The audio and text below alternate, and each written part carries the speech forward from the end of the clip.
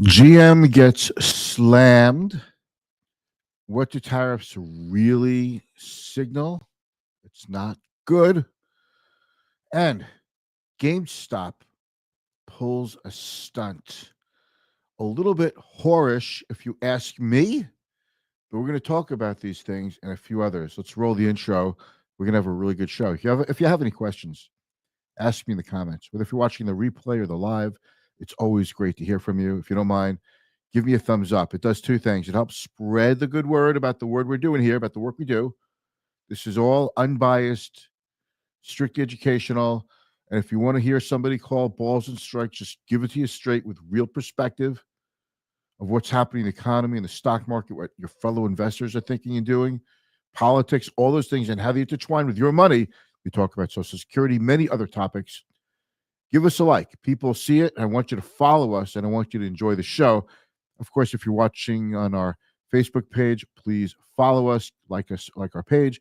And if you're following on YouTube, please subscribe. Okay, enough of that. Here's the intro.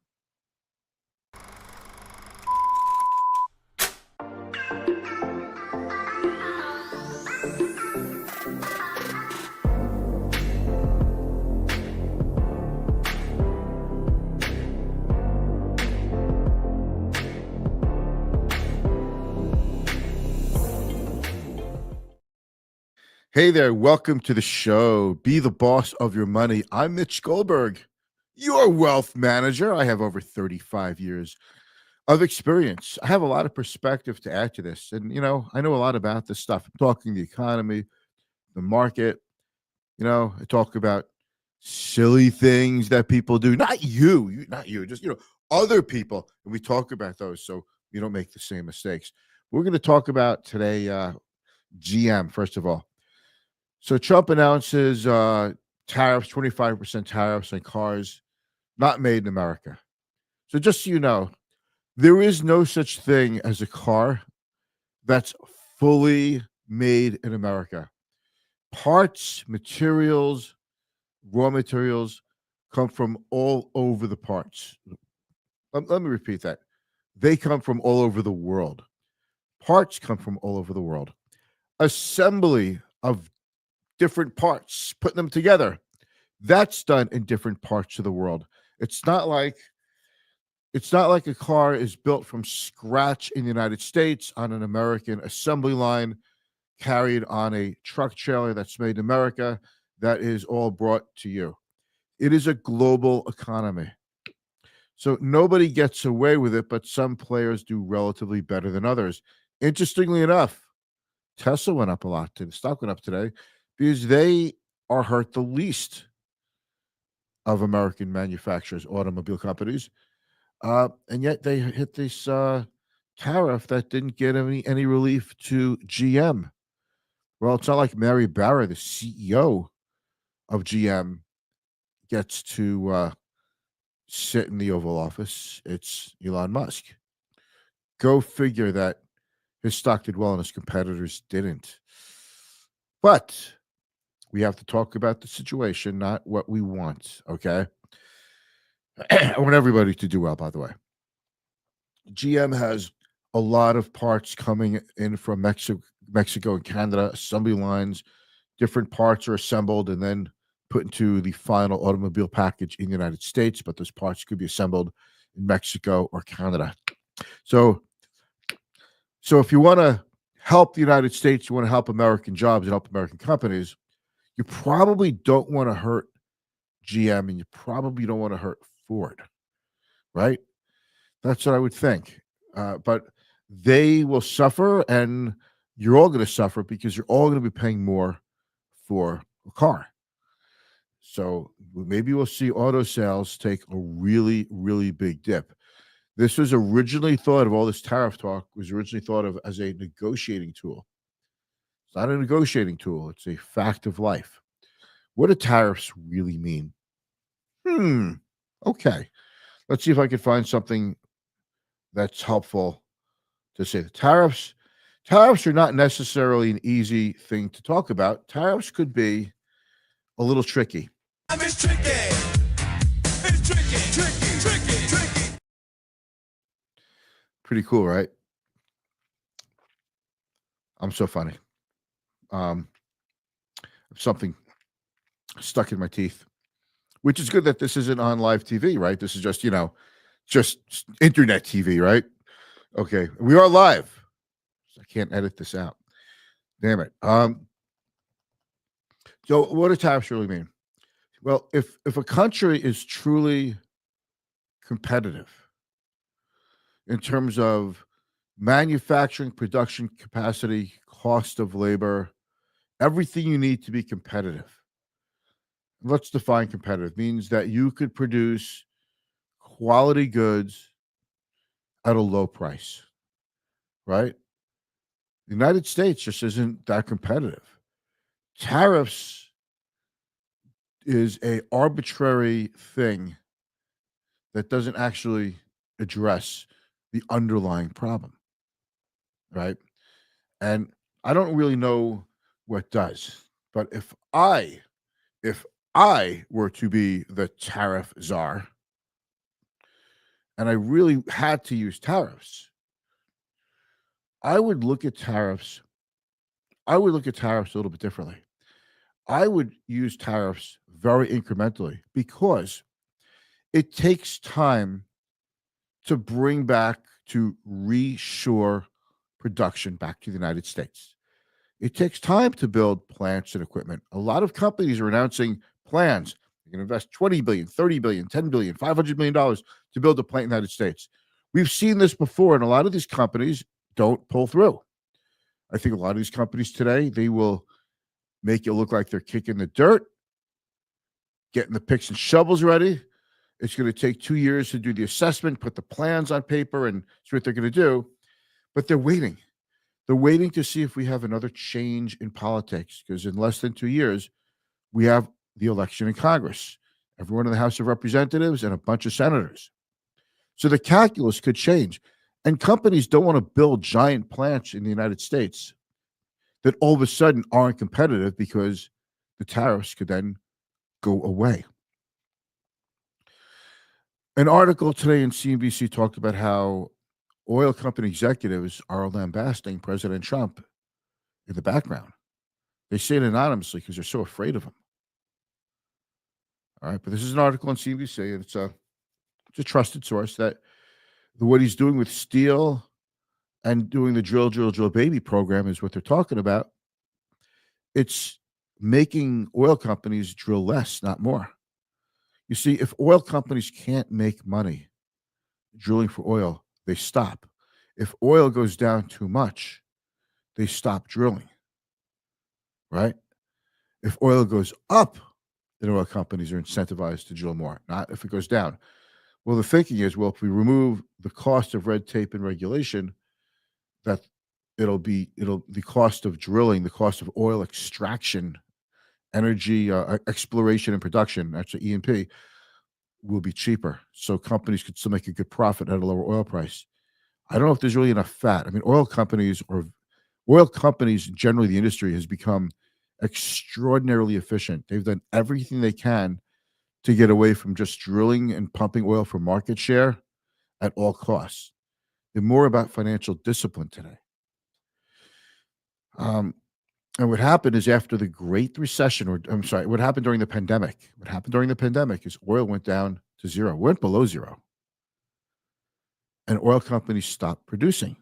They shut down, and all of a sudden oil went up, and it took time to get that production to come back online. There's an old expression: the cure for oil prices that are too low are low oil prices, and the cure for high oil prices is high oil prices. Supply, demand, um, profitability, incentives. So we'll see what happens with that. I'm just talking more about the policies. But if I were the tariffs are, and I felt I really had to use tariffs, I would raise tariffs a little bit at a time, couple percentage points a year, maybe a quarter, maybe a year. We could decide on this later. But I'm just putting out a framework. Make it a little bit harder, a little bit more expensive for imports, right? I would still exclude North America, including Canada and Japan. We had the NAFTA 2, which Trump negotiated, which he touted. General Motors followed that to a T, and they're still getting slammed. So why listen to anything anybody's going to say if the rug is going to be pulled out from under you every time? Okay. This is a hell of a rug. This is a big rug. It's a big rug. So maybe raise the tariffs a little bit to collect some money. Because if it's just a little bit, it's not going to really impact demand that much. And you can use that money as some kind of incentive or tax, some kind of incentive, taxes, whatever, to get more American companies and foreign companies to produce here. And then raise the tariffs a little bit more, and gradually get to that 15 or 20 or 25% tariff. But give it time for companies to build their plants and equipment. Don't just slap on a 25% tariff overnight and expect everybody to adjust the next day. This is going to take years. A lot of pain, a lot of job cuts in the United States could be coming from this. So that's how I would do it. And if one of my viewers becomes president and you make me your VP, we will tackle this problem together. Okay. So there's my tariff policy. Let's talk about GameStop. All right. I'm going to put up GameStop on the screen for a second. All right. Let me make this a little bigger while I'm talking to you. Let's do a little share screen. No, the share screen's not cooperating. I freeze when I hit that button. Sometimes it happens. I'll talk about GameStop. GameStop pulled a stunt today. Now, GameStop is also GameStop. If I say GameStop is, they have the stores, or you find GameStop stores in like crappy old shopping centers, like second-rate shopping centers. They used to be stores where my son Brandon is 19, when he was like 8 or 9 years old. He used to love going into a GameStop and looking at the games and some of the toys, and get the Minecraft. Remember the Minecraft sword, the like styrofoam sword, or that the game, the Minecraft T-shirt. Maybe get a game or a toy or something. That was fun. But this company's basically obsolete. It's all gone online. And now kids like my son, who were the last group of kids to walk into a GameStop, are playing Dungeons and Dragons. He was playing Valorant and Call of Duty, but those seem to have drifted away, and now he's all about the Dungeons and Dragons. It's a really interesting game. It's very complicated. There's a lot involved, but anyway, we could talk about that another day. But GameStop became a meme stock, meaning small cap, low price, big short positions. So people on Reddit and other forums decided to gang up and get together and start buying GameStop. The stock would go up, forcing short sellers to buy more stock, bringing in new short sellers saying this is ridiculous, it can't go up anymore, and then they have to buy back their stock. And it became a feeding frenzy, a short squeeze, crazy short squeeze, sending the stock way, way up. Short squeeze means that if you short a stock and it goes up, you're losing money. It's the opposite of when you buy a stock. If you short a stock, you're betting it goes down. So if it goes up, you lose money. If it goes up a lot, not only do you lose money, but you could be into like owing money on top of the actual capital you put in. So not only do you lose your capital, but now you have to even owe more money on top of that loss. And the stock went to all kinds of dizzying heights. There was an ETF that came out, meme. I actually talked about this on the live stream a couple of years ago, how stupid I thought it was. It disappeared, by the way. It basically went to zero, and the fund company that sponsored it just pulled the plug and closed the fund and got rid of it. But so GameStop ever since then is pulling out all the stops to try to get the price of the stock up. So the latest one, their latest stunt, is they're going to start putting money into Bitcoin. And that's odd because investors don't buy GameStop for Bitcoin. Like, to me, why would you buy GameStop to buy Bitcoin when you could just buy some Bitcoin? And anyone could buy Bitcoin. It's not hard to buy Bitcoin. If you haven't bought Bitcoin, it's not hard. All right. Go ahead if that floats your goat, right? I know I said floats your goat. It's floats your boat, but I'm just, I just want to see if you caught that. Okay. So GameStop went up like 15% 2 days ago. Came down yesterday. It was down. I'm just looking at how much it was down. It was down 22% today. And people actually buy it for that.